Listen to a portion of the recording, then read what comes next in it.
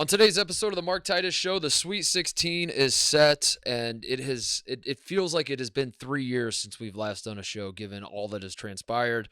Most notably, which I understand that this is not super recent to those of you listening, but we have not talked about it. Purdue lost to a 16 seed, and not just any 16 seed, a 16 seed that had to play in to even have the opportunity to play Purdue, a 16 seed that is literally the single shortest team in all of college basketball, going up against a 7'4" man who will win National Player of the Year.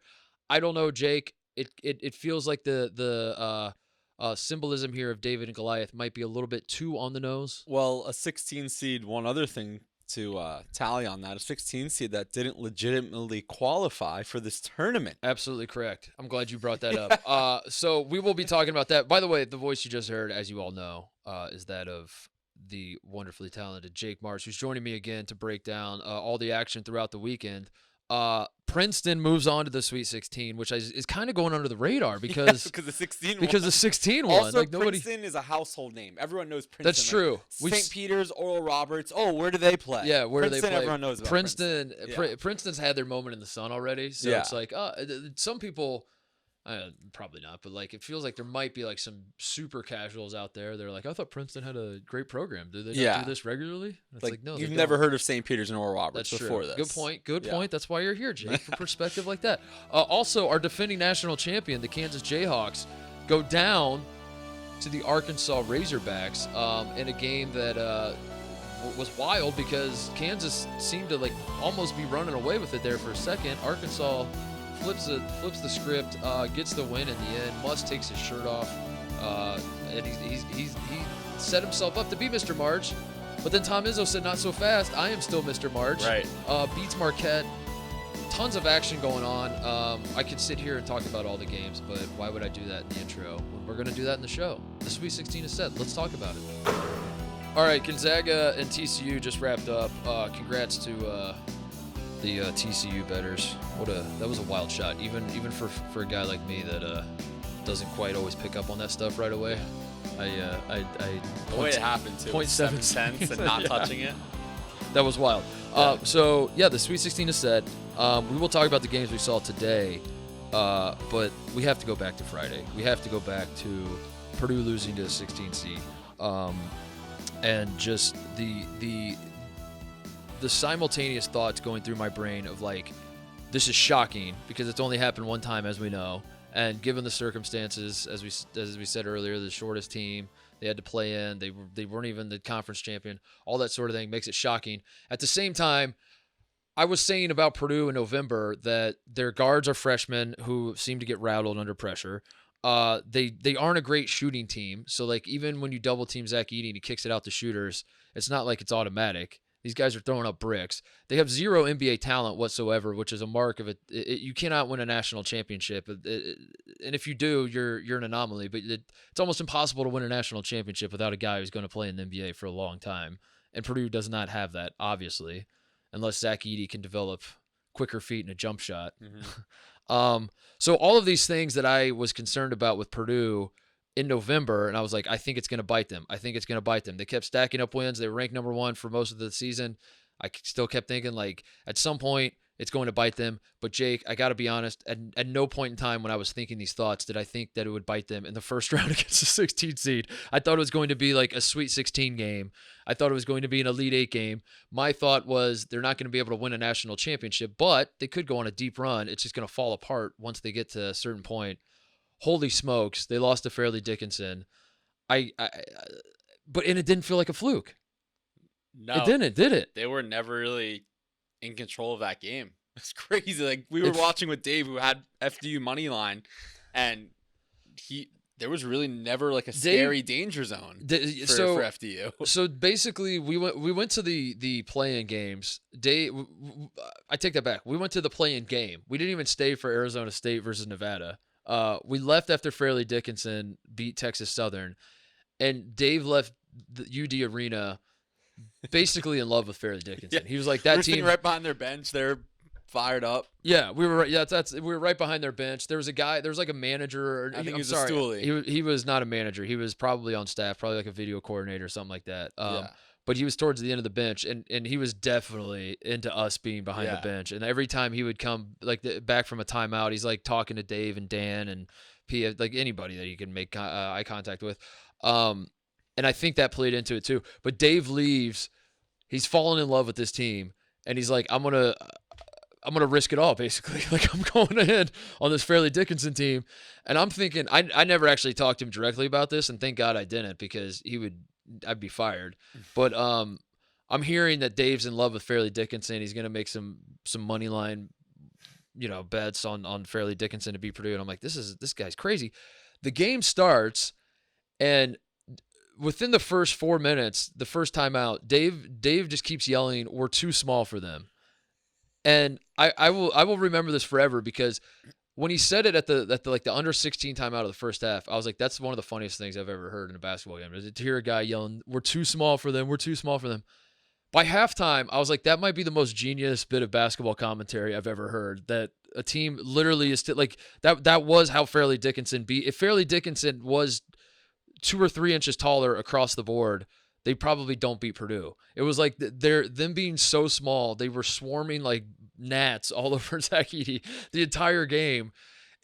I've never seen anything like it. It was incredible. It was crazy. It was crazy. I just don't know how it happened still. Like, they should have just gone to Zach Edey every play.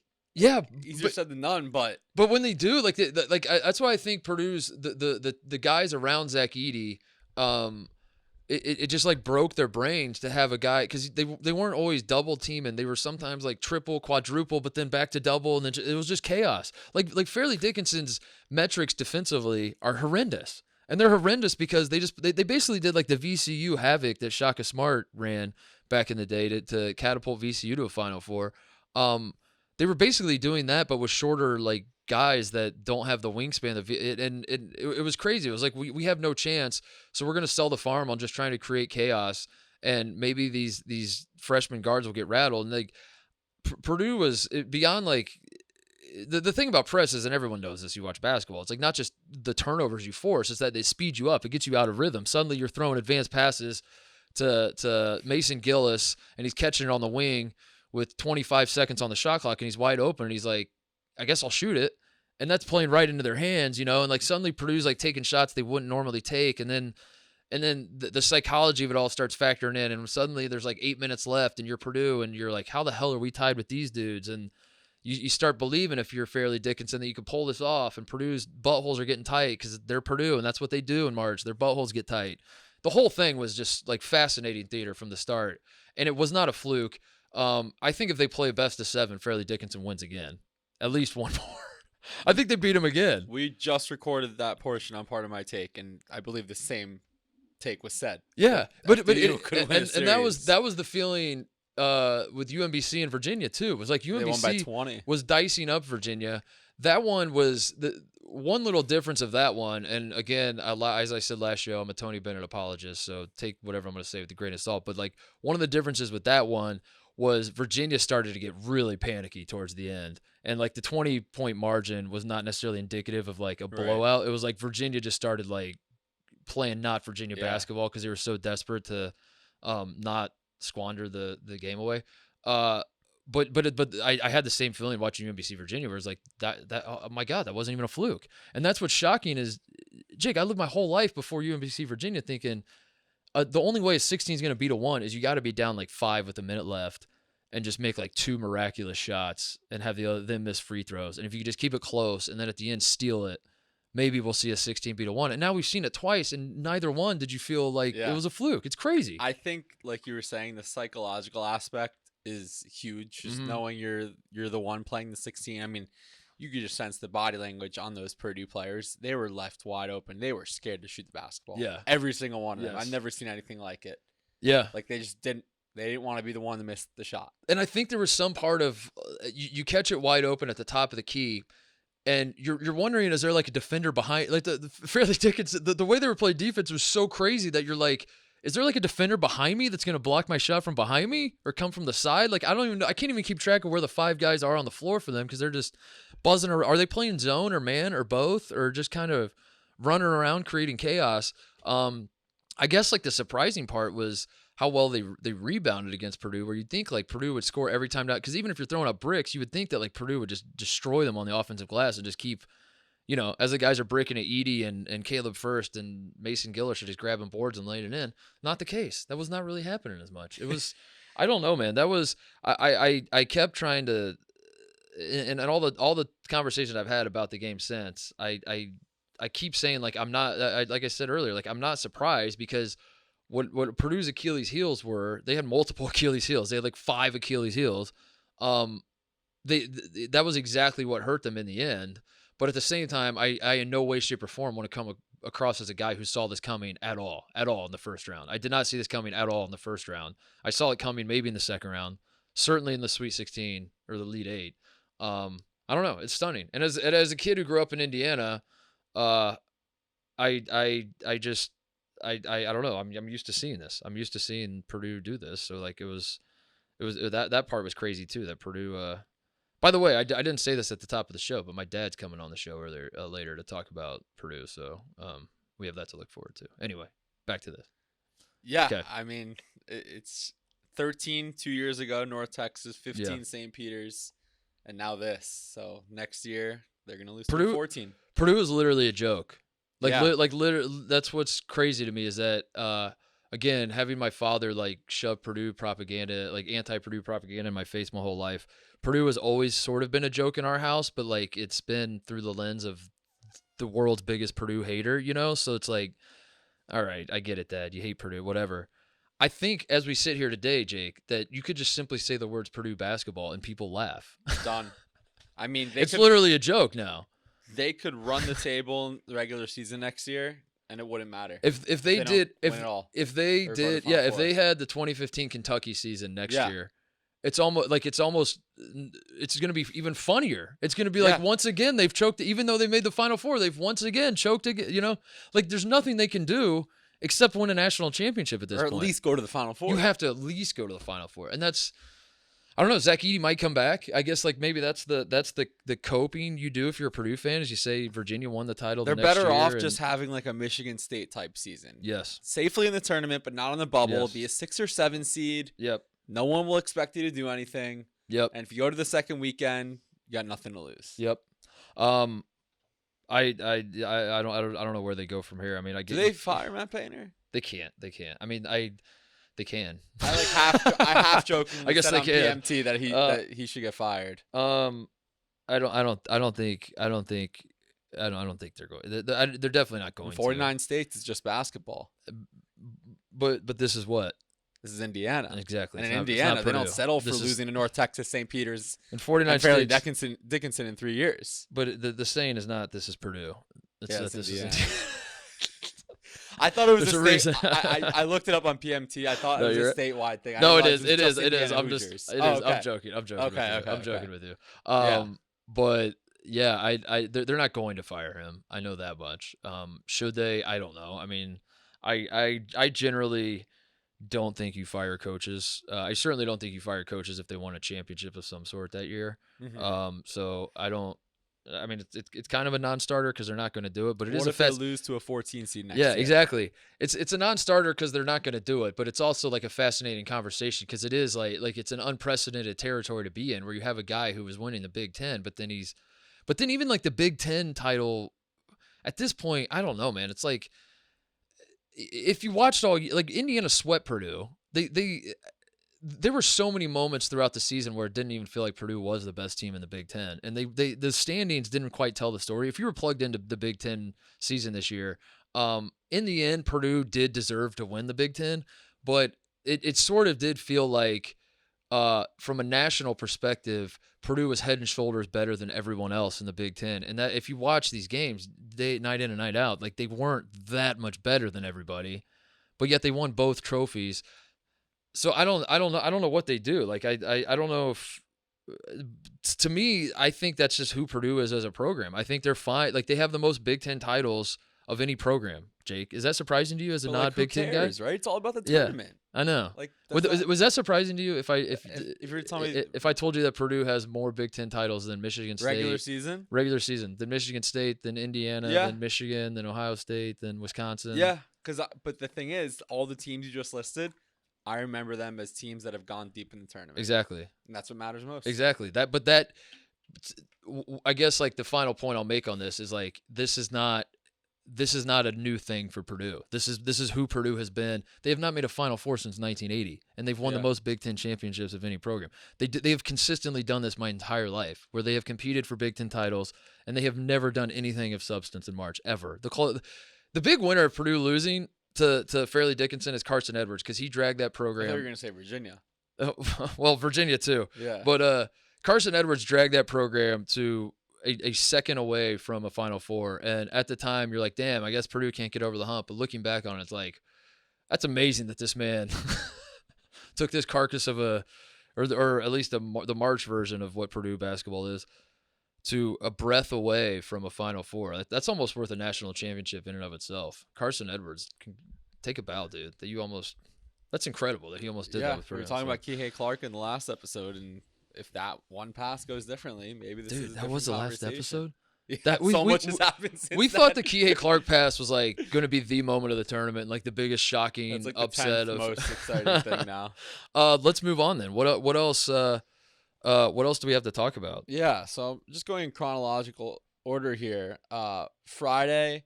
It seems with Iona UConn. Iona led at the half, but it seems like Rick Pitino is nearly officially. Yeah, like the news broke that Rick Pitino is going to St. John's like 10 minutes after he lost via John Fanta. But then I saw John Rothstein's like still talking about it. Yeah. As I'm gonna try to have Rothstein on the show this week. We gotta get to the bottom of this, because I saw Rothstein reporting on it as though it's not happened yet, where he's like, I'm told that Rick Pitino's meeting with St. John's this week to talk about like getting hired. And I read that and I was like, didn't they already hire him? But I guess they haven't officially announced it yet. Right. So I don't know what the hell's going on there. Yeah.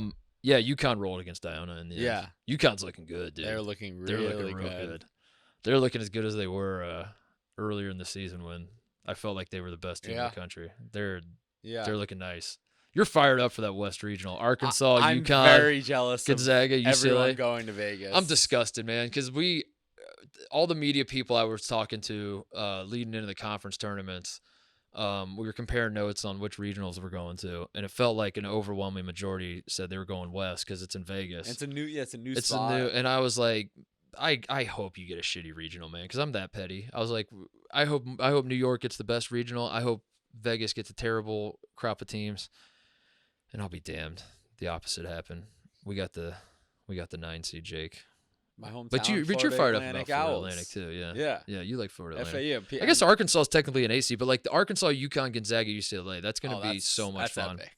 That's going to be so much fun. Yeah. I'm hyped for that.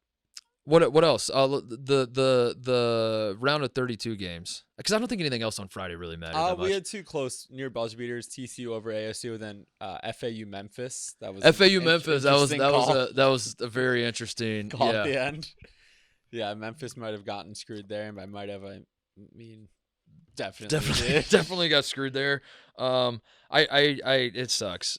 I don't know what else to say, because I don't know what else to say, but it sucks because you don't want to take away from Florida Atlantic in their moment and their celebrating a Sweet 16. And if you were to say that Memphis got screwed and they deserve the spot, then you're kind of taking that away from them. But I just what I do is I just play the middle ground and I throw my hands up and say it all sucks. I hate that this had to happen this way. Yeah, absolutely. But Memphis, we see you. We speak your name. We're sorry that you were eliminated in such a manner. Yeah.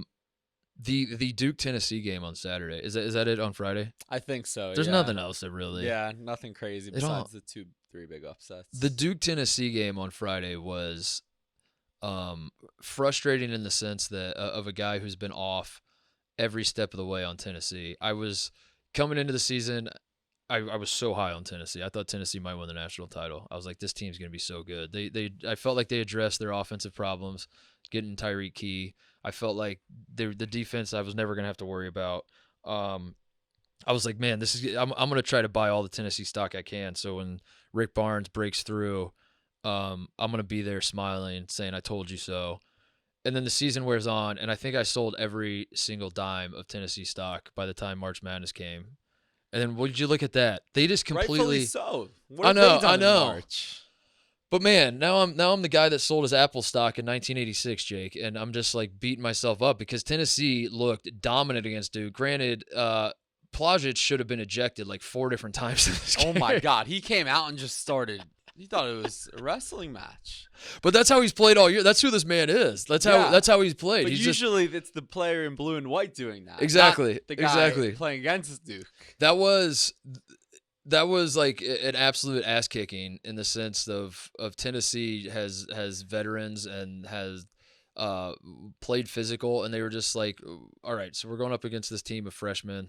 Pretty like I'm sure in the locker room they're just like these pretty boy freshmen 5 stars that think they're gonna do XYZ. We're just gonna go punch them in the face, literally, many times over. Bust Kyle Filipowski's eye open. Oh my God, I forgot about that too. They punked them there's no other way to describe what happened. And now I'm sitting here like, should I buy back in on Tennessee, or should I, for Tennessee's sake, just continue to not, like stay off of their scent and let them be? Because it feels like every time I'm buying into Tennessee, they do something to make me change my mind here. Yeah, I mean, I've been hard on them in previous years too, but they smoked Duke.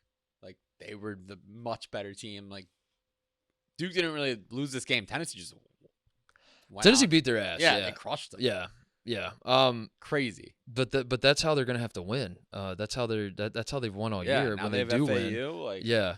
The fear is the way Tennessee's gonna flip. That's the thing is like Tennessee is probably not going to win the national championship, and when they lose, Jake, it's going to be ugly. It's going to be an ugly loss, and the familiar feelings are going to come flooding back in of like. Oh, I just realized something. What? We're gonna see Tennessee at the Garden this week. I'm pretty sure they played in the Jimmy V Classic last year against Texas Tech, and it was one of the worst basketball games I've ever seen in person. In the Garden? Yeah. The last time the Vols were in the Garden? I think last year. I think it was. Oh, I'm gonna pull up their box score, but if my memory is correct.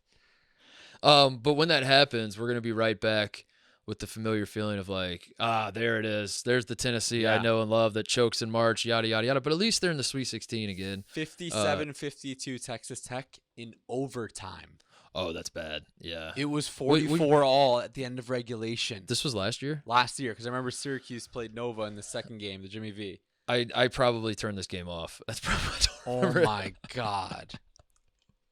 Oh, they better play better. But that's how they're gonna have to win. And my fear is that they're gonna play whether it's Florida Atlantic or like Michigan State, Kansas State. Kansas State. I mean, if Marquise Noel plays like he did, that's gonna be a fun game. Kansas State, Michigan State. That's gonna be awesome. I'm really excited about that because the guard play. So many storylines. Yeah, the guard. Many storylines. I'm a sucker for storylines. The guard play is gonna be incredible. Marquise Noel today against Kentucky was just a kid having fun out there, folks. He was just playing some ball with his boys. Yeah. And he's just out there making plays. That was a delight to watch. Yeah. He's a New York guy. He's a New York guy. His Twitter handle is @Mr. New York City. And his Twitter header, underestimate me so I can embarrass you. That's what what do you mean by the Twitter header? Like his header photo. Oh, the picture. Yeah, as a quote. Underestimate me so I can embarrass you. And look at his pinned tweet. Heart over height. I mean, we're too small for him. Yeah. We're back to the FDU. What if being small? You know what's crazy is Ant Wright came on the show and we did a Big Ten preview, and he said something about like he national champions.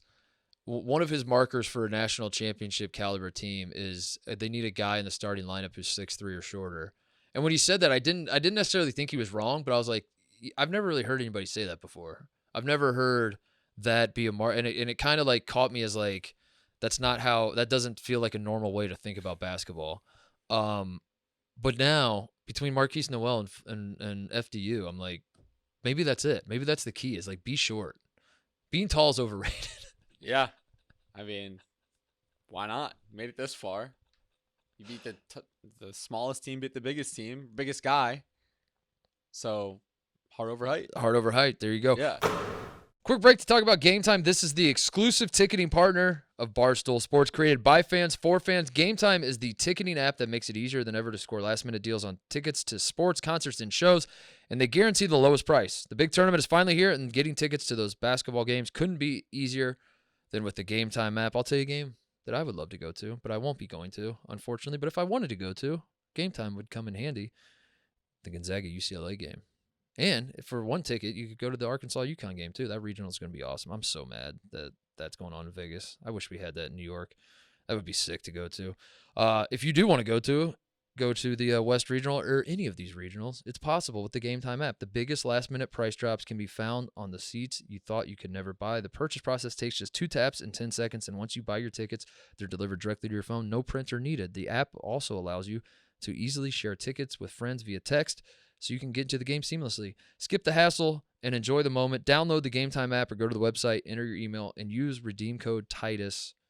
Use the code Titus for $20 off your first purchase. Terms do apply, but it is code Titus for $20 off. Game Time app. Guard play, as we know, is what carries teams in March. And Michigan State, I'm beating myself up over not seeing the obvious, that this was like the most obvious Tom Izzo situation of all time, to be a 7 seed, to have a team that lost in the Big Ten tournament to Ohio State, which I say a million times over, like Tom Izzo loves that so much. He loves to take a team that's a little bit doubted and tell them they're not good enough in practice leading up to the tournament. This is why the man is Mr. March. But I cannot believe that I didn't have Michigan State beating Marquette in my bracket. I remember when we were filling it out, I was like, I should have. Only because I had Michigan State being Vermont.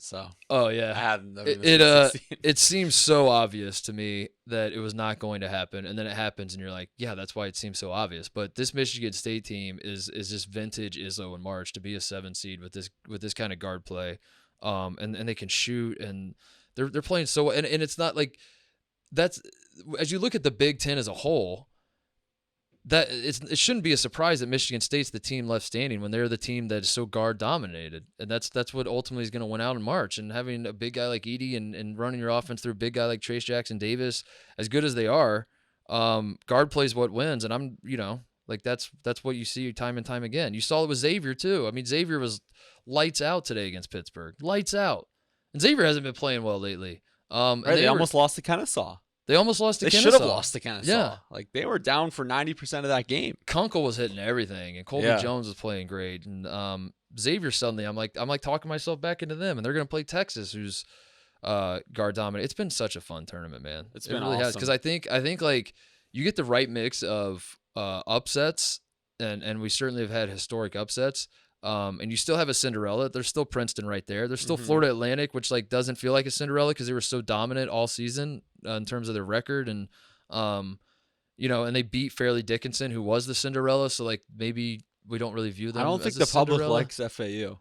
Oh, they hate FAU. Yeah, that's true. They tried doing the dunk. That's true. I think I'm on an island there. That you still like FAU? I like FAU. Would you like FAU if they weren't the hometown team? No, I wouldn't really care. So I get it. Would you hate FAU, though, for the dunk attempt?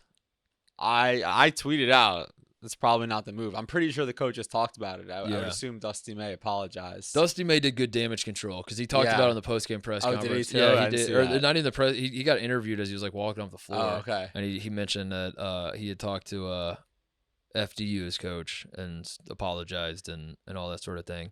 Yeah, it probably wasn't. But you know what's crazy, though, Jake? Yeah. If it wasn't against Fairleigh Dickinson, do you think people would care as much? What if it was against Purdue? What if that was against Purdue? People would love it. They would love that he decided to do it. If it was against Duke? Yeah. Oh my God. People would be like, "Give me this guy." Yeah. Like, does this guy have a GoFundMe that I can donate my entire yearly salary to? That was the coolest shit I've ever seen. But it's because Fairleigh Dickinson was like the darling, and our, it's like you're bullying that nerd, and you're just you're just beating him up. You're beating up the little guy. Yeah. You're punching down. You already beat him. Yeah. So Florida Atlantic, I guess, can't be the Cinderella. It's basically I think people will forget about that. I don't know. Do you think people are rooting for Tennessee over FAU? I don't know. All right. I think your best hope if you're trying against the world. Your best hope if you're trying to get people back on FAU is have Tennessee play a similar game to Duke, Oh, just where elbow they're just everyone. beating the shit out of them. Yeah, I Tennessee that was a fascinating game. They just like baited Duke, and they beat the hell out of you, and then as soon as you push back, they'll flop like crazy. Yeah. And they get the call. It's kind of genius, but I if they play that way against FAU, maybe there's hope for you that they could. Yeah. If FAU can like pull off an upset, and Tennessee, Plogix is legitimately not fun to cheer for. Some of the other guys on Tennessee I don't mind, but yeah. Yeah. So I'll be pulling for FAU with no emotion on press row down the street. Let's go Owls. But yeah, I'm excited for that. All right. It'll be fun. All right. We got UCLA Gonzaga. Gonzaga 8th straight Sweet 16 they just clinched. That's impressive. Yeah. You're impressed by that? That does it for you? Eight straight Sweet 16 is very hard to do. Do any of the Blue Bloods have that? No, it's the record's 9. By So who? like Duke and North Carolina. Yeah. So it's only happened twice ever. Yeah. But it's always championship or bust for them at this point. So you don't I think Gonzaga has a tough region as you look at it. UCLA is, if I was handicapping this thing at this point, my gut reaction, and I'm gonna have to sit on and think about it a little more, but I think Bama's still the favorite. I think Bama's the best team. I stand by like they're the number 1 overall seed for a reason. If they bring their A game every night, no one has much of a chance. If Alabama doesn't get to the Final Four with this draw, but I will say, man, San Diego State is a bad matchup. so is Creighton. Creighton's a bad beat 'em. matchup. Yeah. Just based off the numbers. Like if you told me the 5, 6, and 15 were in it with them, it's like you better. Right. But you throw out the seeding at this point, Jake. Right? Isn't that what we're supposed to do? Do we throw out the seeding? When do we throw out the seeding? I was told we throw out the seeding at some point. Yeah. You're not ready to throw it out yet?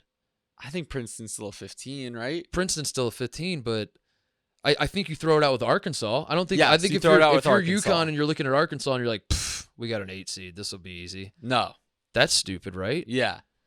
I'd say Princeton and FAU are still like prove it. Still keep the seeds. But FAU has the most wins in the country, so I don't know what I'm saying. I think San Diego State could be a terrible matchup for Alabama because they guard the 3-point line well. They can slow the game down, and Bama still plays the best defense. Like Bama, what gets you in with Bama, like what catches your eye at first is how fast they play and how flashy Brandon Miller can be, and how many threes they shoot, and when they're hitting those threes, they just look unstoppable. That's what brings you in. But then what makes you a believer and makes you write them as your national champion in your legacy bracket is their defense. That they have the length and athleticism that will never go away. So I still like Bama in the matchup, and I still think Bama is definitely the best team. But if San Diego State can limit like all those first things of like playing fast and shoot it, they can guard the 3-point line well and just muck it up. Yeah, I don't know. It'll be interesting. And Bama, as I feel like the off the court stuff with Bama has made them come together and play for each other, and I'm not going to be the judge of, they're certainly very unlikable to the general public, that's for sure. But I do think there's probably some of that going on in the locker room where they're like coming together and all that. It would be interesting to see what happens if they face a little adversity in the tournament, though. Like it'd be interesting to see what happens if they go in at halftime. They're bricking all their threes, and San Diego State's got like a 7-point lead. I'm curious to see what happens. Does Bama just fold at that point? Does Brandon Miller just pack it in, or does he like take over? I don't know, but San Diego State could be a bad matchup. I think Bama should be the favorite. Houston, that second half against Auburn was crazy. Dominant. That was crazy. Dominant. That might have been the most impressive half performance in the tournament so far. Yeah, I would say so. Right? With Auburn had made 4 field goals in the second half. Something like that. Yeah. Yeah. And part of that was the refs were, but most of it was Houston's defense. Yeah, they just flipped the switch. Yeah, it was and incredible. Marcus Sasser looks healthy. Yeah. We'll see. I don't know. He keeps saying he's healthy, but like, what else is he gonna say? You think he's gonna come out and say I'm 73% on this thing? No, I see. But yeah, Miami, Houston, we got that matchup going on. That'll be fun. So I think it's Bama. I think it's Houston. I think UCLA is probably UCLA, they kind of had to sweat it out against Northwestern. Northwestern made put up a hell of a run. fight. Yeah. But UCLA has been playing really well in this thing so far. UConn has been awesome. That's second half too. That's the UConn St. Mary's today. Up there for most impressive half performance. Yeah. What's your gut telling you, Jake? As you look, like who's looked like the best team to you in this tournament? Not who's gonna win it. I'm not asking you to redo a bracket. I'm just like so far. Your 2 games. If you only started watching 2 games in, who's got your attention the most? Obviously, Alabama, as you said, hasn't faced any adversity yet. I'll tell you what, Creighton. Yeah. Baylor was never really in that game. They smoked UC Santa Barbara too. Never really in that game. Creighton, I think Creighton, I wouldn't be shocked to see them in the Final Four at this point. That's what I mean. Bama has a good draw by seed, but if you have to play San Diego State and Creighton, two older teams, 2 teams that had very high aspirations coming into the season. I went to a wedding in San Diego over the summer, and I had it was a bunch of Aztecs at the wedding, and I had so many dudes coming up to me asking if this was going to be San Diego State's best team ever. They're guys that were these are guys that were in college when Kawhi Leonard was there. Kawhi Leonard, yeah. And they were like, they were a 2 seed with him, right? Yeah, they were. Yeah, because they lost in the. I think they still lost in the Sweet 16, but. Yeah, they beat. Did they lose to Florida Gulf Coast? Yes, but that wasn't with Kawhi. Yeah, not that was Kawhi. their second game. Yeah, let's say. I feel like we should talk about that more. If Kawhi lost to Florida Gulf Coast. No. But these dudes that lived through the absolute peak of San Diego State basketball thought that this might be the best team they've ever had in school history. And I mentioned that just to say that, like, that's the roster makeup of this team, to have so many veterans and to have so many guys that can theoretically score, but they haven't always at times, but they did against Furman. I will say San Diego State has beat a 12 and a 13 to get here. So, in some way they've looked great, but in other ways you're like, I don't know. The draw has been nice. The path has opened up. Now you have to step up and play Bama. Let's see what you're made of. So when they had Kawhi and they were a 2 seed, they lost to UConn. In what? Kemba, Sweet 16. In the Sweet 16? Yeah. Okay. Okay. So where were we? We were just talking about San Diego State being 12 and 13. San Diego State. Yeah. Creighton is a team that was preseason, top 10, top 15, something like that? Some people were calling them, like, preseason favorite, right? Depending on, they've been up and down, but the context of their season, they're not a 6 seed, talent-wise, certainly. No. They're not a 6 seed. Them and Arkansas were both like 2 of the hottest teams preseason, right? Right. And never fully clicked for them, and here they both are. Met in the Mount Invitational. Had a hell of a game. That was one of the wildest games. That was the loudest I've ever heard a gym, was Arkansas Creighton in Lahaina Civic Center. So yeah, if Bama has to play San Diego State and Creighton, that would be crazy. Yeah. Anything else? What else stood out to you from today? Indiana lost to Miami. Miami put it on Indiana. Damn. Hoosiers. We wanted the Hoosiers. We have family connections to Indiana, but not meant to be. Houston, Indiana, Sweet 16 would have been a nice story, but not happening. What stories have your eye then? I like the Muss versus Hurley game. I like Gonzaga versus UCLA. Obviously, a lot of tournament history. 2 years ago, the buzzer beater. Okay. The Adam Morrison Sweet 16 game. That stood out to you when the bracket came out. You wanted to see Gonzaga. I wanted that really, really badly. Yeah. Looking at the East, the Noel homecoming is cool. Tom Izzo being Tom Izzo. And we'll see if Princeton can keep the Cinderella run alive. I feel like with these Cinderellas, they either keep winning or get blown out. Yeah, when midnight strikes for Cinderella, it's pretty bad. Ugly. But shout out to FDU. They hung around. Yeah, they fought, man. I thought they would get worked by Florida Atlantic. And they hung around. But with 4 days to prep, Creighton's either going to lose or beat them by a lot. Princeton? Yeah, that's usually like St. Peter's, which was what made Purdue's loss to St. Peter's so devastating. Had the prep. They were not sneaking up. That was Purdue at all. I'm pretty sure that was a Friday game too. They were not sneaking up. at all. Purdue had all the time in the world to get ready for that game, and they lost. And then they followed it up the next year by losing to a 16 seed. What's That's your insane. favorite game in the Sweet 16? Man, okay, let me think about this. It's not Bama San Diego State could be good, but I need to see it first. Like I need to see it start to. I could see a world in which that becomes like the game I'm most locked in on, but like that's not where I'm at right now. But yeah, if there's a timeline where San Diego State gives Bama a good game, and I think that could be the best game, but that can't be the answer going in. It might be Gonzaga UCLA. Yeah. It might be Gonzaga UCLA because never mind the storylines, just like the way that Gonzaga's offense versus UCLA's defense will be a ton of fun. And UCLA is, as I said on the bracket show, if Jalen Clark was healthy, I would have wrote UCLA as my national champion, then worked backwards and filled out my bracket. I thought they were poised to do something really special, and I still think they can. I think UCLA is just so likable, so fun, but I also think Gonzaga is in a great spot to be a 3 seed without much pressure. I don't know if they can guard well enough. I don't know. And Gonzaga will try to get up and down. UCLA will try to slow it down a little more. It's just going to be a fascinating contrast of styles, and I don't know who has the pressure on them going into that game. I guess UCLA. Yeah, I would say so. Is it a rivalry? I don't think it really is, but maybe it's also a revenge game for UCLA. Revenge game, because Gonzaga beat them at the buzzer. Correct. Yeah. Okay. Yeah. All right. I got. Sorry. No. I it just takes me a sec. Because what the PMT guys think every game's a revenge game, and then I have to try true. to I forget that they've programmed my brain. I forget that you're more straightforward about the revenge games. But like I didn't know if I was trying to think of like, is there a Mark Few UCLA angle here? They're gonna play that shot in the locker room and be like, look what they did to us. Yeah. All right. Let's take them down. Arkansas UConn will be awesome. Maybe that's the answer.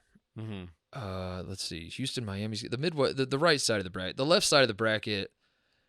Kansas State, Michigan State could end up. I think Kansas State, Michigan State, and Alabama, San Diego State could be all-time games. Yeah. But I'm not necessarily going in. There's not a lot of hype in my brain going into the game. But the right side of the bracket, just about every one of those games is gonna, because it's mostly awesome. chalk. Yeah. Oh yeah. Houston, Miami. I mean, you want guards? There you go. Yeah. That game is gonna have them. Oh my God, the guard play in that game is gonna be great. Xavier is a team that's been up and down, but if they play like they did today against Pitt, against Texas, Texas guards are. I mean, there you go, guards. Midwest, all 4 of those teams have incredible guards. Arkansas, UConn, the athleticism, the length on that floor is going to be nuts. I know you're going to be focused on the coaches. Yes. If you were on press row, you would just be looking at the sideline the whole game, Jake. Yep. But the athleticism on display in that game is going to be crazy. And Gonzaga, UCLA, like I said, I think that's probably going to be the best game going in. But we'll see. I don't know. Florida Atlantic, Tennessee's got to be the worst matchup for me. Yeah. Because I just think it's going to be just a meat grinder of a game. Yeah. Just a meat grinder of a game. That's how Tennessee plays now. But every so often, Tennessee will start hitting shots. I mean, Tennessee every so often will surprise you, Jake, and they'll start scoring, and it kind of comes out of nowhere, and it's always a treat. But yeah, I'm not really excited about that game. And Creighton Princeton, I don't know. Do you think Princeton has a shot? Of course, every team has a shot that's still in it, but. The 10-point spread. The Creighton Princeton is? Yeah. I don't think Creighton's the kind of team that Princeton can outsmart and out. Like Creighton's. Yeah, I don't know. I'm done trying to guess what's gonna happen in this thing. Yeah, my I got 3 of my 4 Final Four out. You're 3 for 4 out. Yeah. You have a perfect region. But I have a perfect region. Yeah. So that's pretty good. We'll see. But yeah, I mean, it's always depressing heading into Monday morning of this week because we have 4 days of 12-hour games. Yeah. And then we just wake up and we have nothing for 3 days. Yeah. Not great. I need it. I need to exhale. I need to. Yeah, but by the you time don't need it. You want in your perfect world. No, Sweet 16 starts tomorrow. A game a night. You don't need a reset. Maybe one day. Oh my God. Maybe one day. That's how I know you're still in your 20s, dude. Maybe one day. But start getting my age, your hips start hurting as you're sitting down on the couch all day, and you gotta get up. Also, and go on. they got to do something about the second round schedule. What do you mean? There's nothing exciting until 5 o'clock because you have 2 standalone games. Yeah. And then chaos ensues. Why don't you do like a game every hour, like 12 to 8? Yeah. Stagger them a little better. Because then you could have a big finish every. Why do they do that? Do you know? I'd assume TV wants standalone on the weekends, I guess. Yeah, but why don't they do standalone at primetime? Yeah, wouldn't that right? be better? That would make more sense. Like play all the staggered Sunday ones night. in the afternoon. And Yeah, I'm sure there's a reason. I'll look into it. But yeah, it's because Thursday, Friday, you go 4 games in each time slot. Noon, late afternoon, early evening, late evening. And then you wake up Saturday and it's like 1 game. Yeah. 1 game. All right, then it's nighttime. All right. Is that it? Do you have anything else? I think that's it. I'm excited for the Sweet 16. Yeah, it's just gonna be such a different vibe. Whatever happens in the Final Four when we're down in Houston. Last year we had all the blue bloods. Yeah, I know. And they're all gone. But this is a good mix of teams. You got Princeton, the Cinderella. You got Florida Atlantic, who's like maybe a Cinderella, maybe not. People the most hate hated Cinderella ever. Yeah. But you still got the powerhouses, man. You got Bama, Houston, UCLA, and those are 3 teams coming in that I thought were the 3 probable favorites. Honestly, like Kansas, I probably would have thrown in there too. They lost, which got to address the manifesto. I had Kansas going to the Elite Eight. Should we tell the people we have cooking? Yeah, we can tell the people we have that cooking. The 2024. We have a 20. Jake and I are going to collab on a 2024 manifesto. But I wanted to say that where do we land on the manifesto? Said if Kansas has a 1 seed, put them in the Elite Eight, just lock it in. Obviously that didn't happen. But then Bill Self wasn't on the sidelines. Right. Bill Self wasn't on the bench for this game. So what do we think? As in like moving forward, if Kansas gets a 1 seed next year, do we lock him into the Elite Eight? I think so. Okay. All right. There's your answer. Yeah. That was easy. Yeah. Nothing else? That it? Should get my dad on? Yeah, let's talk get your dad Purdue? on. All right. Yeah. All right. Well, there you go. Jake Marsh, thanks so much. Thanks for having me. Here, I called my dad. We set this up because Purdue lost, and we weren't going to do a show till Monday and record here on Sunday night. Since then, my dad's beloved Indiana Hoosiers got stomped by Miami, so it didn't end up being quite as fun as I think he was hoping for it to be. But Dad is still, at the end of the day, more of a Purdue hater, I think, than an IU lover at this point in his life. Especially the last 3 years as Purdue continues to choke in NCAA tournament. So it was still a fun interview, and I always love having my dad on every iteration of every show I've done, and I'm really excited to get him in the fold here on this iteration of the show because he's an absolute riot. So here you go. Here's my father talking about Purdue losing to a 16 seed. Quick break to talk about the Barstool Sportsbook. The Barstool Sportsbook is the sportsbook made for stoolies, and it is the only place to find exclusive picks and parlays from Big Cat Dave and the rest of the Barstool gang. Yours included maybe someday. I'm trying to get in on this. I'm trying to put some parlays together. I'm cooking up stuff every so often. I got the itch, man, the last 4 days, gambling with the boys. This March, kick off the action with a $100 sign-up bonus from the Barstool Sportsbook. Sign up today using code TOURNEY, then place a $10 or more cash wager on any college basketball bet. Win or lose, receive $100 in bonus cash. Download and create an account today, and be sure to use code TOURNEY to unlock your $100 in bonus cash. The Barstool Sportsbook lets you bet however you like with daily odds boost, live in-game markets, move the line and teaser bets, and Parlay Plus for awesome same-game parlays. iCasino is also available in select states with your favorite table games and slots. So download the Barstool Sportsbook and create an account today, and be sure to use code TOURNEY to unlock your $100 in bonus cash. Must be 21 plus. Gambling problem? Call 1-800-GAMBLER. Barstool Sportsbook. Create an account today, and who knows? Maybe you'll be up 40 units over 4 days like I am, but you won't hear the mainstream media talk about that, will you? Barstool Sportsbook. Go do it. All right, joining me now is my father, a.k.a. Coach Titus, who I booked onto the show. It's a very elaborate process to book my father onto the show, believe it or not. And I went through his representatives and booked him onto the program after Purdue lost to a 16 seed because my father is the single biggest Purdue hater on planet Earth, and he was just cackling with glee when I called him after Purdue lost. But then as we went to book him, we said we should probably wait to see if the Hoosiers can beat Miami and see what happens there. Because if something crazy happens in that game, we should probably reference it. And something crazy did happen, Dad. Indiana got their asses kicked. So I guess I start with the obvious question. How are you feeling right now in this moment after Indiana's season just ended like 10 minutes ago, but also Purdue lost to a 16 seed? What emotion is winning out right now for you? Purdue losing to a 16 seed as a 23.5 point favorite. I am not surprised in the slightest. IU is a 1.5 favorite, so I'm not surprised that they lost the way they place them. Miami had so much tournament experience and so much more quickness than we had, so that's okay. We're on our way. Transfer portal is my 2 words for you. All right. And you beat Purdue. Like what I guess like what I don't know how to phrase it. Like where do you fall on like how far does Indiana have to go to where you would be fine losing to Purdue if it meant doing like what's the trade-off in March versus beating Purdue? Like the reason I bring it up, you lose to Miami in the second round, but also you beat Purdue twice this year. Purdue loses to a 16 seed. So how much of your emotion, like, do you feel like this was a successful season for Indiana given that, or are you like do you feel disappointed in how it ended? Well, the only hope I have is we went one step further than last year, so we're making progress. Okay. We're not back, but we're gaining on this thing. 4 more years, you'll be.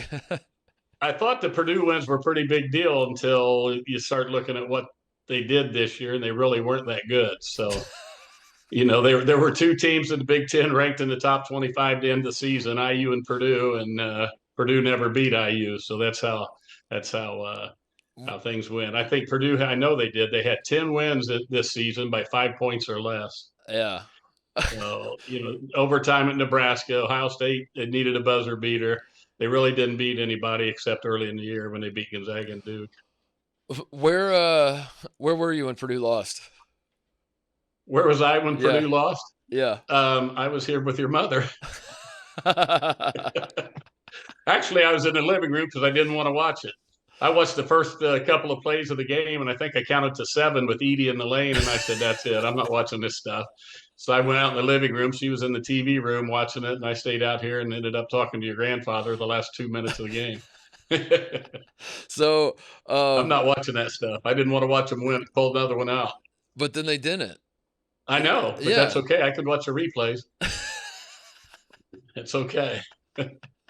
So you weren't so at Purdue's lowest moment, you weren't even there to see it. You didn't even see it. I was there. I got play-by-play from Grandpa. It was good. He was on top of it. He was emotional. He was right there with me, but I didn't want to see him. I don't want to see him celebrate and then turn the TV off and be mean to your mama. So where do you go from here? Where does Purdue go from here? Where does the rivalry go from here? I mean, like, I guess like I was in a position when we went to the first IU Purdue game, right. And Purdue was ranked number 1. The Hoosiers beat Purdue. It was one of the happiest days I've ever spent with you. And I felt like the Indiana Purdue rivalry was in a position to really, especially with Carolina and Duke kind of falling off this year. Right. Indiana Purdue was in a position to catapult itself into the national spotlight. And then March happened, and now here we are. So where does the rivalry stand now? I don't think there's still much of a rivalry, Mark, if you start looking at the facts of the matter. The Purdue people want to run their mouths and talk about our dusty banners. Well, let me give you a little information. The dustiest banner of ours is 1940, our first national championship, which, by the way, was the year Bob Knight was born. And the other fact is that's Purdue. Purdue won the Big Ten that year. Purdue has won 25 Big Ten championships, right? 12 of those were before 1940. 13 of them, obviously, or 15 of them, 12 and 13. So 13 of them since 1940. IU has won 19 Big Ten championships since 1940 and five national championships. So for all those people talking about our dusty banners, they better clean their own house up and dust their little banners off before they talk to us about our dusty big banners. What do you know about the rivalry's still not? I mean, it's still nothing to me. I'd rather beat Kentucky. What do you?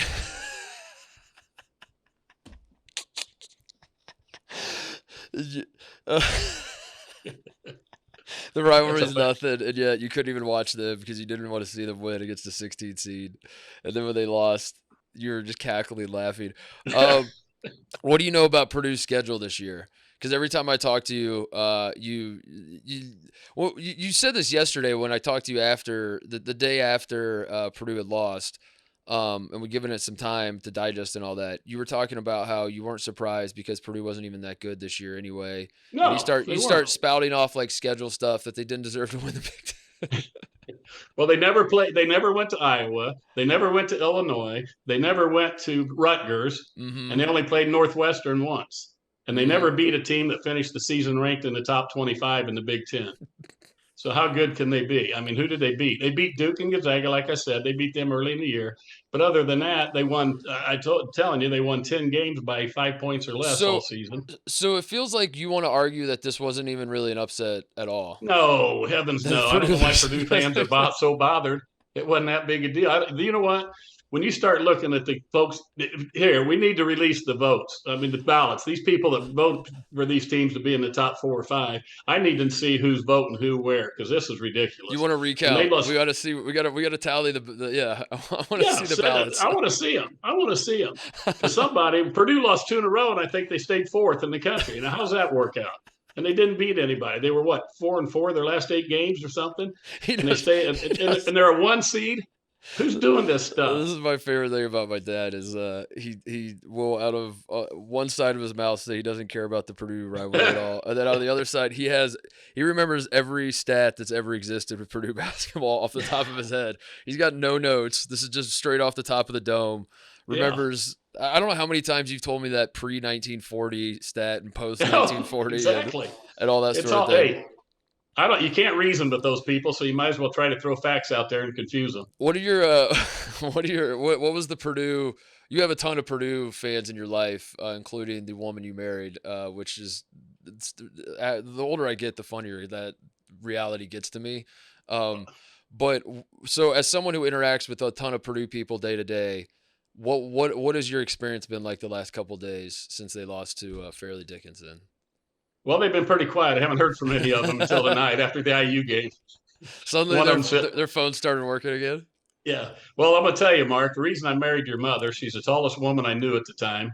And I was hoping for basketball players and tall kids. And if I'd have known you wanted to play big-time basketball, I'd have tried to find a 6'4" woman to marry. But I couldn't, so your mom was the best I could do.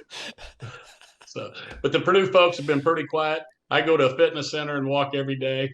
Purdue shirts everywhere last week. Didn't see a 1 yesterday. Mm-hmm. Not a 1. Mm-hmm. So that's the way it is around. Do you feel like you have infinite ammo at this point? Like if Purdue beats Indiana, the next 15 times in a row, you will have. You still feel like you're fine. You're set. Because that's for those of you listening, they're not going to win 5 in my lifetime, Mark. For those of you listening, he's just holding up the number 5. He's just holding up 5 fingers, counting Indiana's banner. They're not going to win 5 in your lifetime. Purdue's not going to, so that I'll die a happy man. They win 1, okay. They're still behind. I think what was Mark Twain's quote about when I was 18, I couldn't believe how little my father knew, and then when I was 23. It blew my mind how much he had learned in 5 years or something. I'm butchering it, but it's something like that.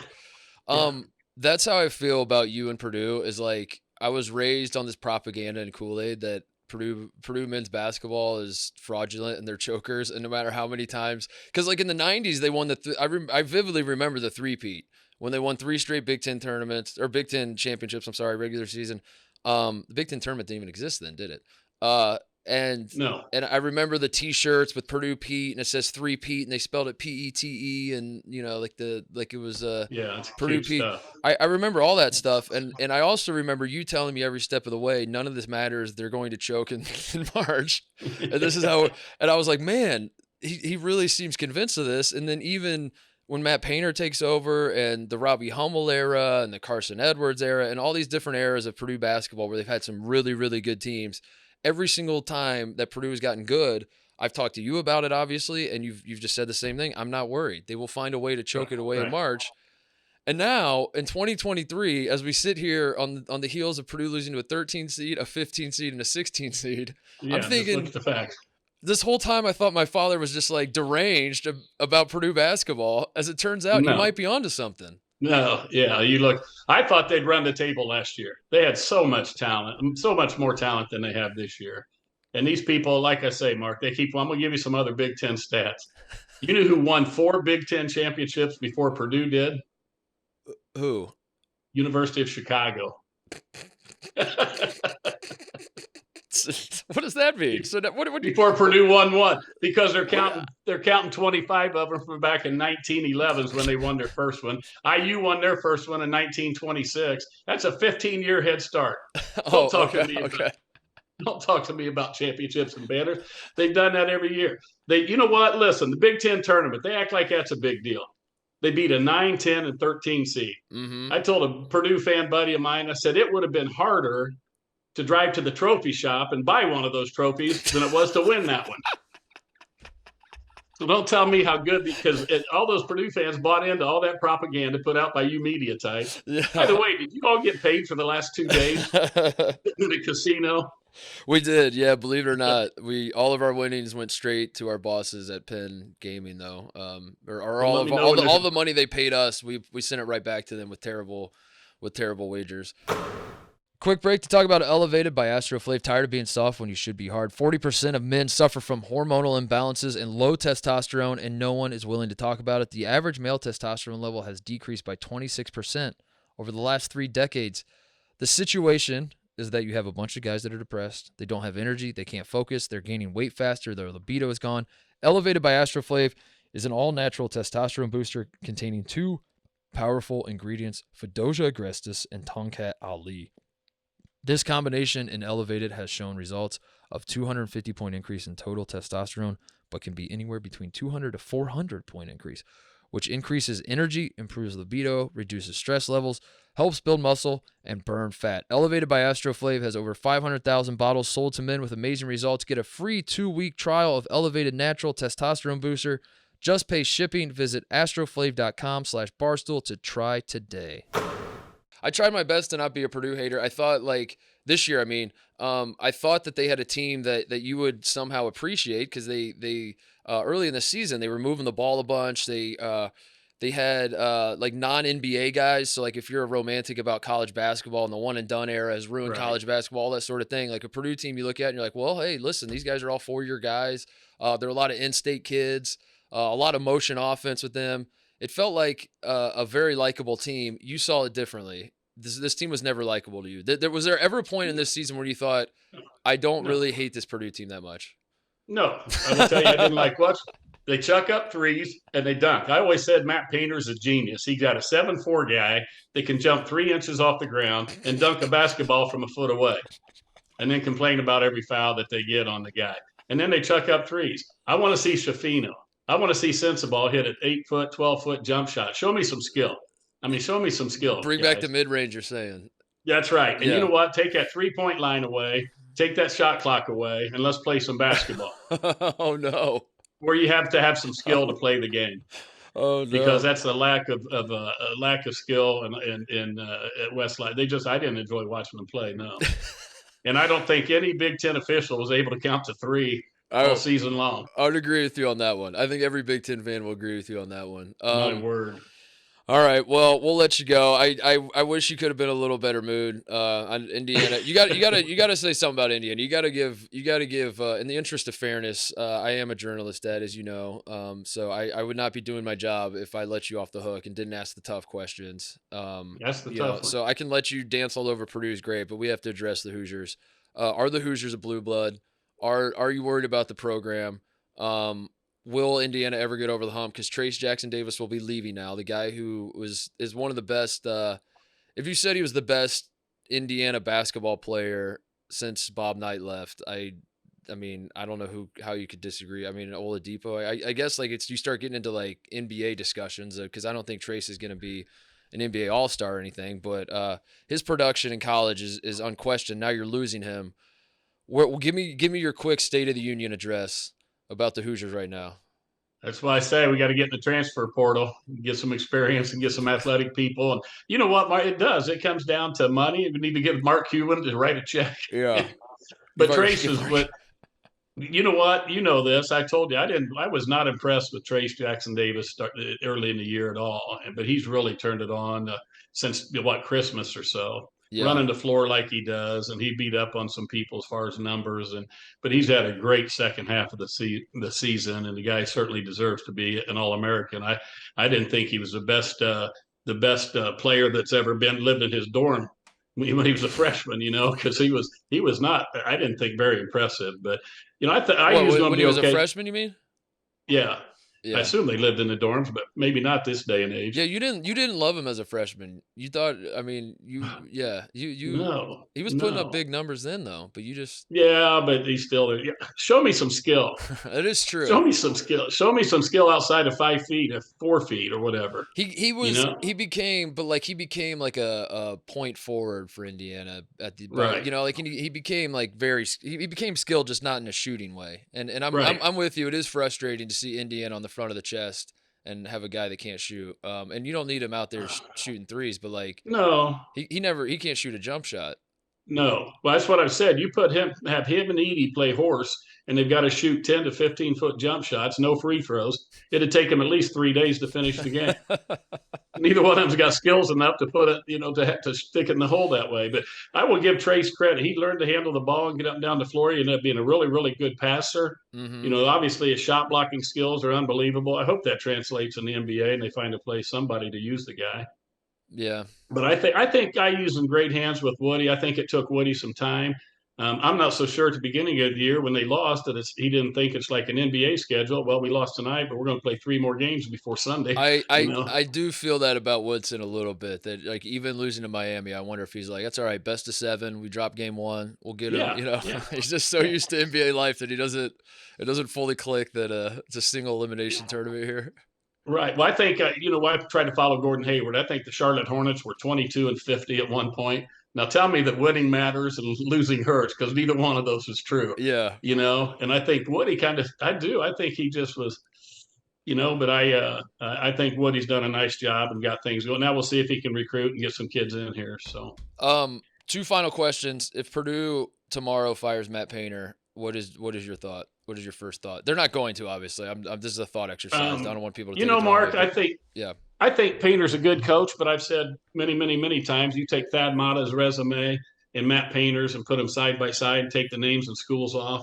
Everybody in your company is going to pick Thad Matta's because he went to 2 Final Fours in 13 years. Mm-hmm. Painter's been to one Sweet 16 or Elite 8 maybe in 19 years. One Elite 8, yeah, with Carson. Yeah, and I think how many schools are going to keep that? How many schools are going to let a guy do that? And I think Purdue is fine with them being good and winning Big Ten little banners and winning regular season games. I do. I think they're okay with that. But I wouldn't. I think Matt's probably a great guy. At the IU game, he ripped into every call, ripped into the officials, and then at the press conference, he's a gentleman's gentleman. I said, if you're going to be a jerk, be a jerk, be like Knight, be a jerk the whole night. Well, he was after losing to Fairleigh Dickinson, he stuck around and faced the music with the media. Yeah. And he was a great guy. That's what he knows. He knows great how coach. to. Yeah. How many national people have you ever heard call Thad a great coach? And he is, because I've seen him. I've been around him. But everybody thinks Painter's a great coach and done a great job just because he's been there. Yeah. And Thad won 5 Big Ten championships and 4 tournament championships, I think. But it's just so Painter being fired. I would be looking, or at least consider it if I was on their board. I mean, but would you, as an Indiana fan, if they did it, are you happy or are you sad? Yeah, I don't care either way, because they're not going to find it. Who's going to go to that godforsaken place? Who they going to hire to go to West Lafayette? Robbie Hummel. Last question. Michigan State is the lone Big Ten team left in this NCAA tournament. Do you feel any ounce of conference pride in the sense of I do. Does it matter a lick to you whether Michigan State moves on in this thing or loses by 100 their next game? I do, Mark. I think I'm all about Michigan State. I think Izzo for many years. I mean, there were many times where he wasn't even in the Final Four of the Big Ten tournament and was in the Final Four of the NCAA tournament. Mm-hmm. I at one point thought the guy took a dive in the Big Ten tournament. Oh, so he they does. Could rest. Nothing makes Tom Izzo happier than losing in the Big Ten tournament. That's the happiest he ever is. Yeah, and it's proven to be accurate. You know, and the teams that played three games in a row. By the way, congratulations to Ohio State this year for winning the same amount of Big Ten games, tournament games that Purdue did. So that's pretty cool. Oh, we did. Oh, yeah, that's right. Yeah. Ohio State won 3. We won 3, and they won. And they won 3. And we beat better teams. We beat better teams. Amen. Yeah. Amen. Where's our trophy? So where's our hang a banner? Hang it up. But no, it was a fun season for the Hoosiers to have some hope and to see them win some games. It's like you and I talked about. Purdue's they're 4 or 5, 6 shots away from being 9th or 10th in the Big Ten. And Ohio State's about 5 or 6 shots away from if they make them, they're in the top of the Big Ten, and that's just the way the Big Ten was. The Big Ten was way more even than the standings would lead you to believe. Yeah, right. Purdue was not head and shoulders above everyone. No. The narrative sort of formed that they were, and as it turns out, there's just a lot of mediocrity in the Big Ten this year. Yeah. a lot of mediocrity. I'd hate to say it, but again. Yeah. Yeah. Well, so I'm excited for the Hoosiers. I think we're heading the right direction with Woodson. I think we'll continue to improve. I think kids will continue to want to go play for Mike. Great guy, runs a class program, cares, makes them work, no apologies, does things the right way. So hopefully we'll move forward and go on. So all right. Well, if nothing else, you guys lost to the ACC champion. That's right. Regular season champion. Purdue lost to a team that finished second in their conference, the Northeastern Conference, and never lost to we never lost to the Big Ten champion. Yeah, there you go. Hang the banners. Hanging banners. But my goodness, did we have some frustrating losses but every team does that. And Purdue, good for them for winning the close ones. To have a great record, you have to. But that's the beauty. That's the beauty of me observing you as a basketball fan, is that you cheer for a team that in the last 30 years has come up short a lot and choked a lot. But you always will take solace in the fact that you don't choke as badly as Purdue does. That's right. And so to watch you process it sucks we lost in the second round. I thought this IU team would be better this year. I thought, yada, yada, yada. But at least we didn't lose to a 16 seed. You know what, Mark? And Purdue was healthy all year. Those kids played together every game. 32, 33 games together they played. Never were injured. I mean, they had a health, and good for them. They were healthy all year. IU wasn't. Butler wasn't. Ohio State. They played Ohio State and barely beat Ohio State, right? Without Ohio State's 2 best players. Yeah. So anyway, if I can, like I said, we've got 5 banners. They've got 9. I'll die a happy man. All right. As I get older. I'm not worried. All right. So, all right. Well, thanks to any Indiana women thoughts. You watch them? I like them. I like their chances. I'll certainly be watching them as much as I watch the men's NCAA. But you know how I am. I'll watch the NIT tournament too, and the CIB and the CIT and the CBS and the ABC. All right, Dad. All right, Marco. Love you, buddy. Thanks for coming on. All right. Yeah, this was fun. You debuted on the show. You've been on a bunch of the old shows, but introducing you to a new audience. Coach Titus, resident Purdue hater. If anything happens to Purdue, this is the man we call. All right, love you, Dad. But I love your mama. So where you go. All right. Love you, Dad. Take care, buddy. See you. See you soon. All right, thank you to my father for making time. He always has a weird way of when Indiana loses and Purdue wins, he doesn't really have any time on his schedule to come on the show. But if Indiana's rolling and Purdue's losing, he does have time. So I found it interesting. I don't know. I was curious with Purdue losing and Indiana losing where he would land. Thank you for making time, Dad.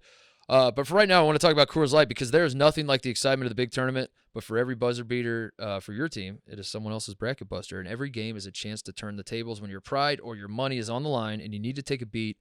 Take a moment to chill with an ice-cold Coors Light and a limited edition Coorsicle, For a limited time, you can get your hands on an ice-cold Coorsicle. It is a non-alcoholic ice pop with the cold, crisp, refreshing taste of Coors Light. Enjoy one as part of the ice-cold trifecta. A bucket of ice, ice-cold Coors Light, and a Coorsicle.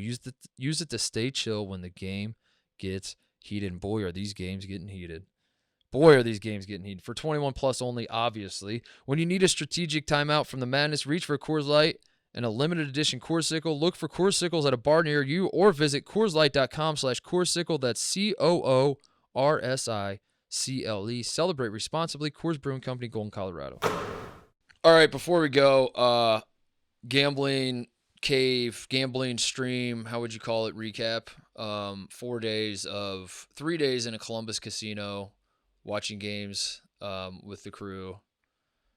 One night here in the New York office. I'm a broken man, TJ. I'll just put it that way, but I survived.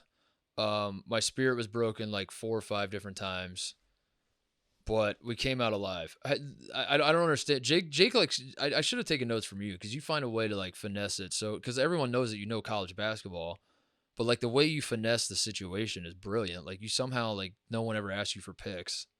Did they used to ask you for picks? No. I just sit there in silence, and then I just root for their picks. That's the key. You just stay invested in them. But what happens when Dave's like, I need a winner, and he comes to you and he's like, Jake, who's never happened?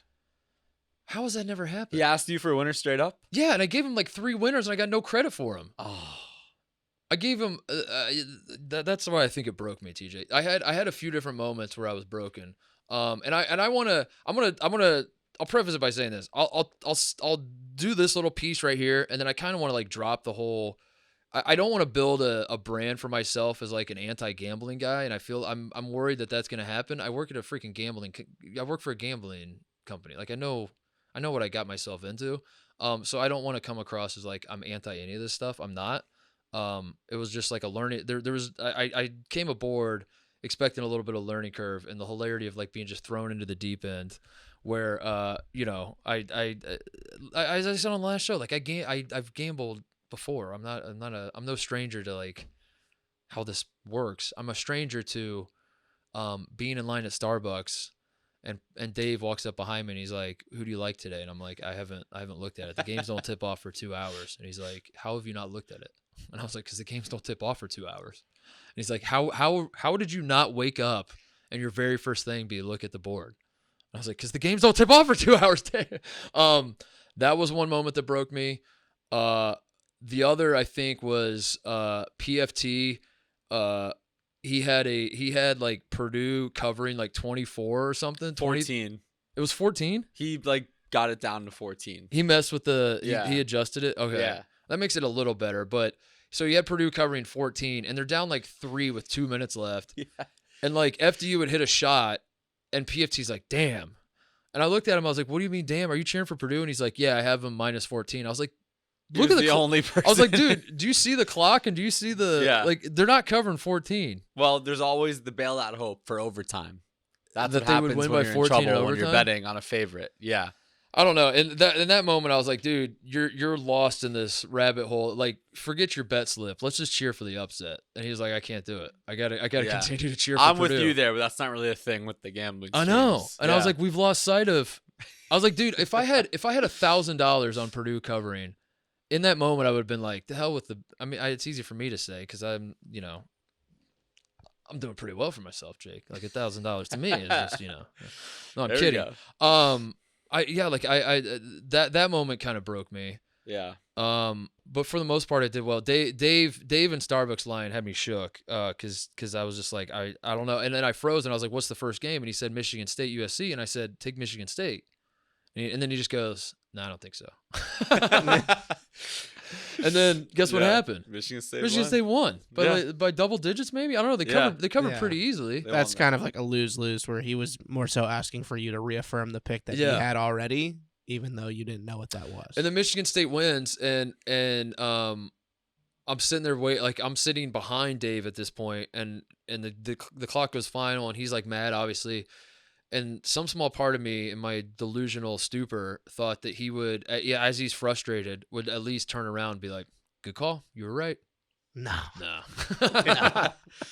Didn't happen. And then the day wears on, and PFT's like, I'm 0 for 10. Give me a winner, Titus. And I was like, I think Kentucky's going to cover against Providence. I saw Providence in person. They're dog shit. And I think their coach has 1 foot out the door.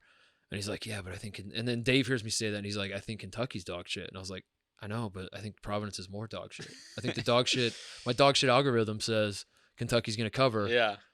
I think some people went in on that with me, and then Kentucky covered. But Kentucky, if I remember right, Kentucky like covered right as Purdue FDU was going on. So I even lost like that moment of glory where I was like, surely the room is going to high five me for a brilliant pick. Nope. But then everyone was locked in on FDU, and I just couldn't win. And like I don't know, I was just a defeated man, and I was broken by the end of it. And a few dust ups. Big Ev. Oh yeah, that was interesting. He bet on like Auburn and Houston or something. Yeah, it was Auburn-Houston. Yeah. And he must have had Auburn. You did. And to cover the money line, I don't know. But he's frustrated with the refs. And at one point, I just heard him like yell at like, how do you call that? And then I look up and I see the replay, and it's a guy taking a jump shot, and the defender pushes his elbow, and he just like throws the ball straight in the air. And it's a call that a blind man can make. And I just turned to Evan. I was like, I don't know, man. I think you got to make that call. And then he just... And I was like, man, should not have said that to that man in that moment.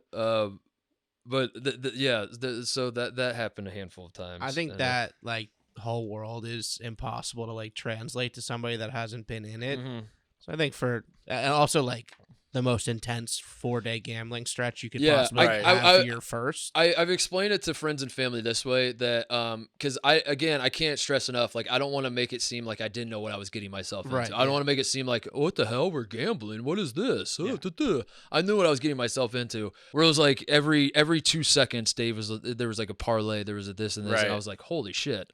I really thought going in, if I have like 2 games that I believe in, I would be good. That was not the case. It was just like constant over and over. Yeah. That's as much as like in the deep end with gambling as you can when there's 16 games going on. But I enjoyed it because it was it was a completely different experience. There was a moment in the Kent State Indiana game where Trace Jackson Davis is coming down the lane, cocks it back to his butthole, and like throws down a nasty dunk.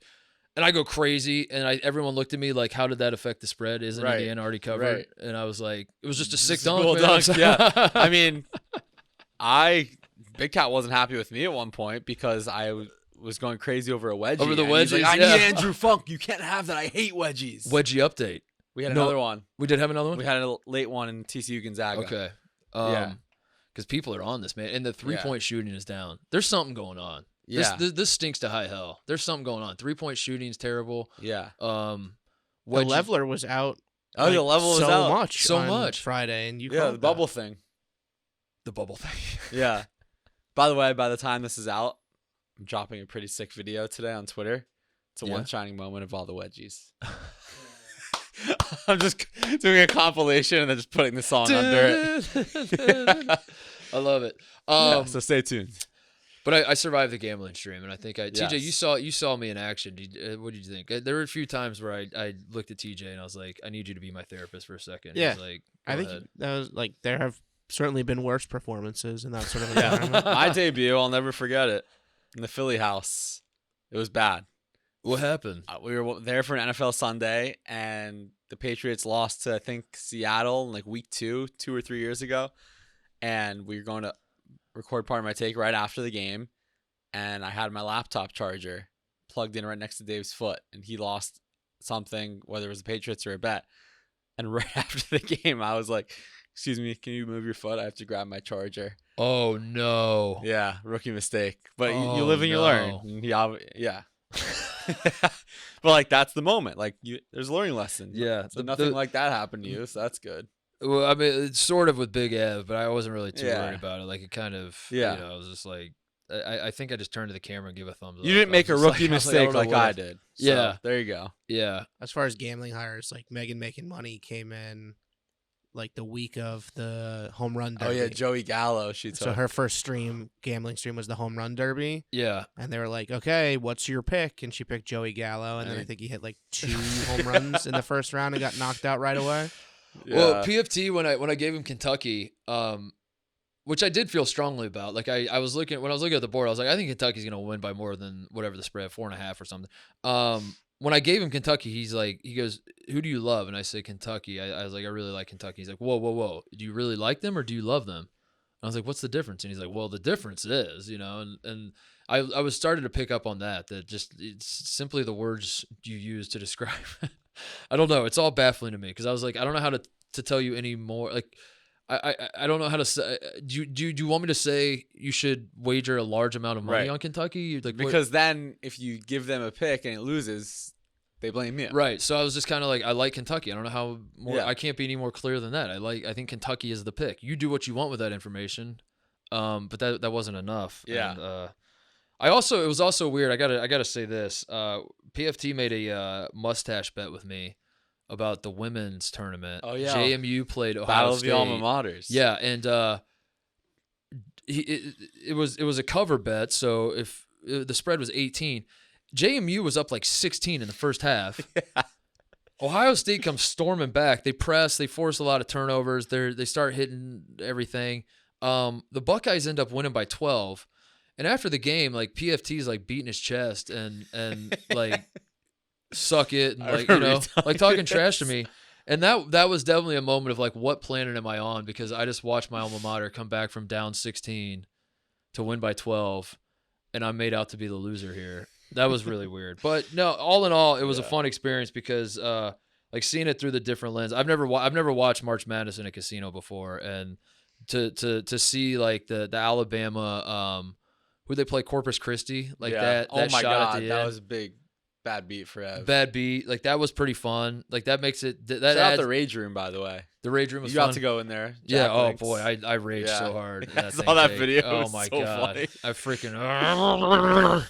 You are an angry guy. I'm just so angry. It's just so much pent up. You know what's funny is like after I left the Rage Room, I think I wanted to go back. I wanted to legitimately go back in the Rage Room because like they were like, Titus, you should go to the Rage Room, right? And I was like, I don't know if I need the Rage Room. And they're like, and then we made the bet. Yeah. First And then I half, went in there and Houston. like I was so annoyed that I had to get up and go to the Rage Room that after I came out of the Rage Room, I was like, I kind of want to go back in there and actually do it for real.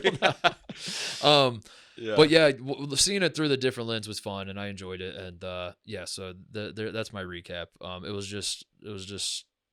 was a lot. There was no learning curve, Jake. Shout out the Barstool Sportsbook in Columbus, brand new. If you're in the area, check Yeah, it it was out. nice. It was awesome. Great Delicious food. Great. I was about to say the great food menu. Shout out Sam, the guy there who hooked us up. The whole staff, Yeah. very accommodating. Awesome Hollywood food. Casino, Yeah. Barstool Sportsbook. I believe they opened around the Super Bowl, but definitely check it out. Definitely Big check screens, it good out. food.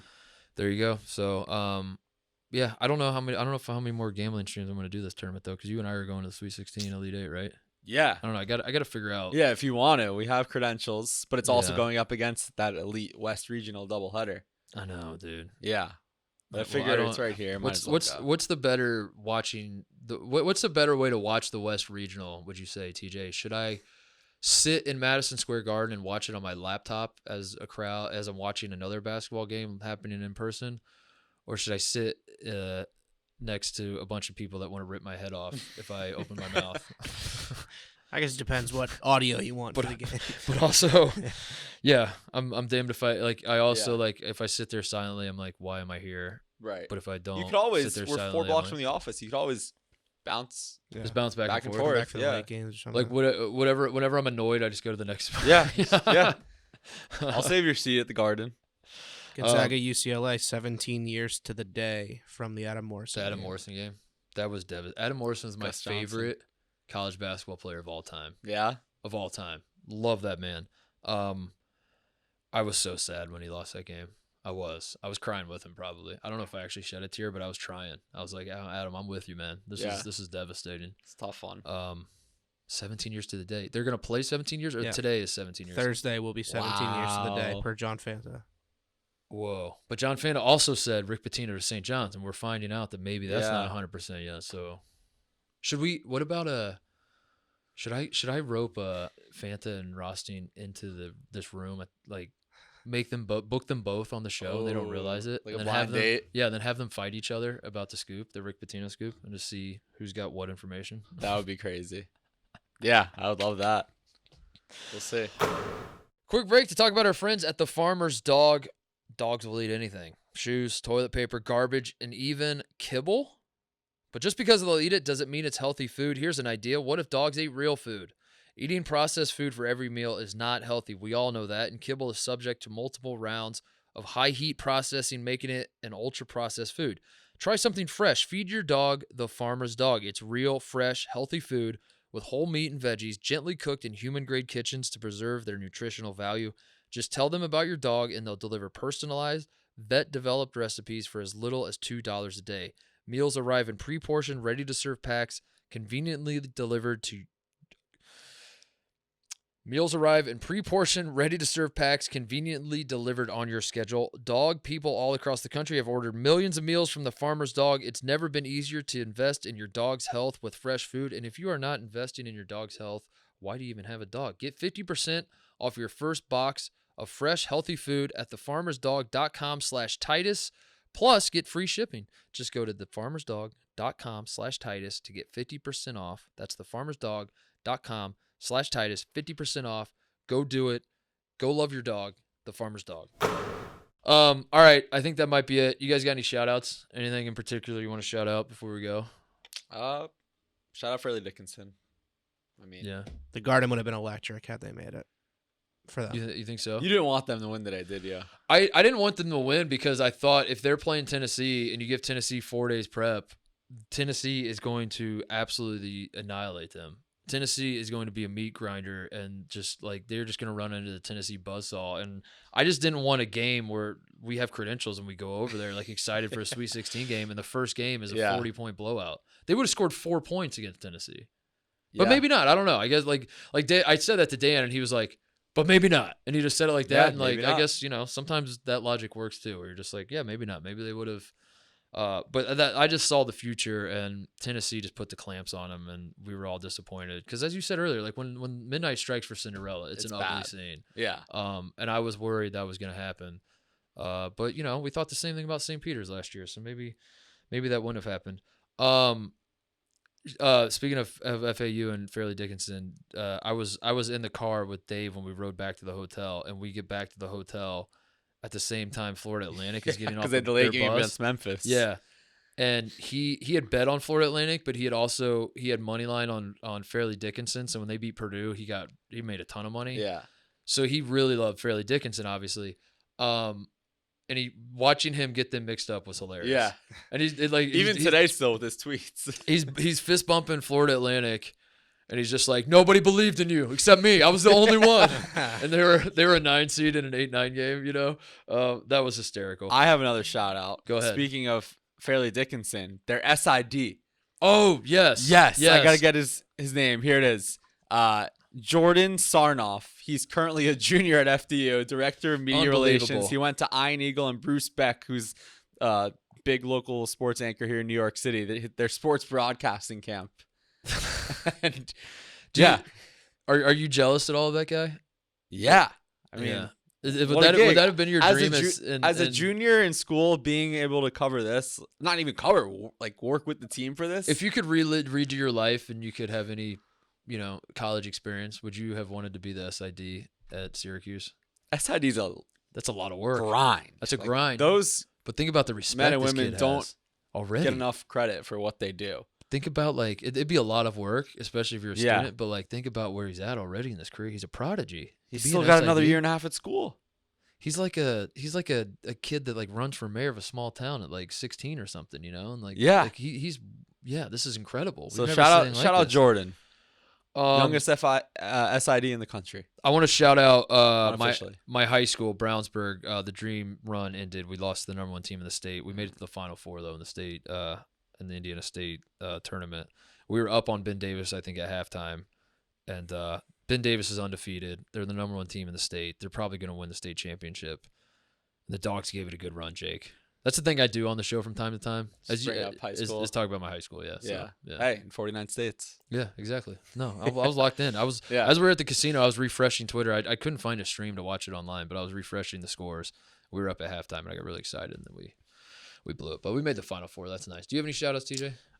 Brendan Haywood, who was calling the UCLA game when Singletary went down with that injury. Yeah. I don't know if you were watching. No, I was on the flight back. We were together, TJ. Yeah, he was just screaming, "Don't show the replay. Do not show it again. Don't show it again." And the production truck was like, "We're gonna show it. We're gonna again." go ahead and show that. So kudos to him for at least trying. Like, It was a bad ankle turn, but yeah, there's been it ended up worse. not being like as tragic of an injury as I think he thought it Yeah. might have been on first Yeah. look. But I think he thought it was like Kevin Ware. yeah. I still haven't seen the video because I saw by the time I landed, I saw that he had already said he was okay and everything was fine. Yeah. He said, "I just rolled my ankle," but it did look bad. But production trucks. Also, I don't think I wanted to refused see it because I love David Singleton so much, and I Yeah, just didn't want to see Singleton. him hurt. And then but- the other one was Rodney Terry. Does he get the job? Yeah, what does Rodney Terry have to do? I to get the job? said it's all him. I did a I think strike he's- through font. I think you've already given it to him. Yeah. Have you hired him personally? Yeah, I've hired him. Okay. Yeah. I think he should. I think he should. Get Why the job. shouldn't he at this point? You know, I think he should get the job. I think he should get the job. like there's a legitimate chance he goes to the Final Four. If he goes to the Final Four and they don't hire him, that's egregious. Right now, I don't think their hands are tied yet. They should hire him, but if they don't, I don't think it's egregious. If he goes to the Final Four and they don't hire him, it's egregious. I think you got to do it, unless Brad Stevens is available. Because getting to the Final Four would be beating Xavier, one of the best teams in the Big East. Getting to the and- Final Four is just getting to the Final Four. Right. I mean, like that, but yeah, Yeah. you probably have to beat Houston or Miami. Probably Houston, maybe Miami. I don't know, but yeah, I think you should get the job. All right, that's the show. We're gonna do another show on Wednesday. Hopefully have Rothstein on, right? That's what we're trying to do. I don't know. We'll see. Or maybe have Fanta on. I like my idea. I'll get them both in the room and have them fight each other. Just put one knife in the room, lock the door, turn the camera and microphones on, and see what happens. I don't know. I don't know who wins that fight. We'll find out. See you guys Wednesday.